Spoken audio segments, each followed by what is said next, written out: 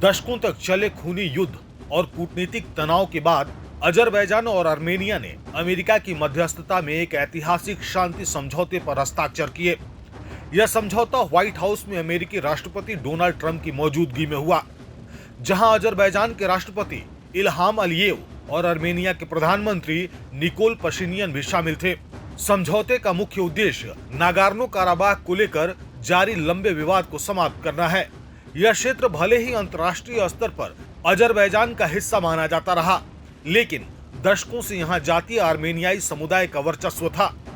1980 के दशक के अंत में अलगाव की कोशिशों से संघर्ष शुरू हुआ, जो 2023 में तब निर्णायक मोड़ पर पहुंच गया जब अजरबैजान ने सैन्य अभियान के जरिए पूरा नियंत्रण वापस ले लिया। इसके चलते करीब 1 लाख जातीय आर्मेनियाई विस्थापित होकर आर्मेनिया चले गए, जिससे मानवीय संकट खड़ा हुआ।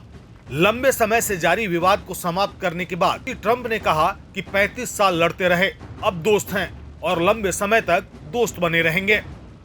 समझौते में युद्ध विराम, राजनयिक संबंधों की बहाली और क्षेत्रीय अखंडता के सम्मान की प्रतिबद्धता के साथ साथ एक रणनीतिक ट्रांजिट कॉरिडोर बनाने पर भी सहमति बनी। यह कॉरिडोर दक्षिण काकेशस से होकर गुजरेगा और तेल, गैस सहित अन्य संसाधनों के निर्यात को बढ़ावा देगा। अमेरिका को इसके विकास में विशेष अधिकार दिए गए हैं।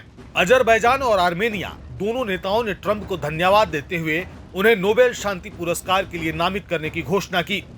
अलियेव ने कहा कि अगर राष्ट्रपति ट्रंप को नहीं तो नोबेल शांति पुरस्कार किसे मिलना चाहिए। विशेषज्ञों का मानना है कि यदि यह समझौता सफलतापूर्वक लागू हुआ तो यह दक्षिण काकेशस के राजनीतिक और आर्थिक नक्शे को बदल सकता है। यह इलाका रूस, यूरोप, तुर्की और ईरान के बीच स्थित है और ऊर्जा पाइपलाइनों के लिहाज से बेहद अहम है। इस घटनाक्रम ने रूस को असहज कर दिया है, क्योंकि यह क्षेत्र उसके पारंपरिक प्रभाव क्षेत्र में आता है।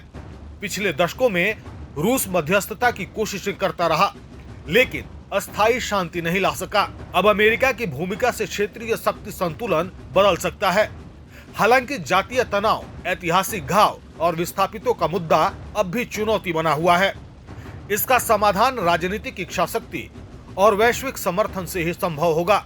फिलहाल यह समझौता न केवल अजरबैजान और आर्मेनिया बल्कि पूरे दक्षिण काकेशस के लिए स्थिरता और समृद्धि की एक नई उम्मीद लेकर आया है।